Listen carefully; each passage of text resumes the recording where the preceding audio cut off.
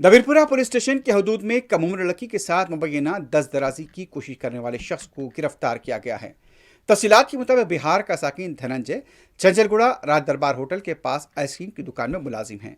जब लड़की आइसक्रीम लेने के लिए आई तो उस लड़की के साथ मुबैना दस्तदराजी की कोशिश की। मुकामी लोगों ने देखकर धनंजय की पहले पिटाई की और फिर उसे पुलिस के हवाले किया। पुलिस ने केस दर्ज किया है। मजीद तहकीकात जारी हैं।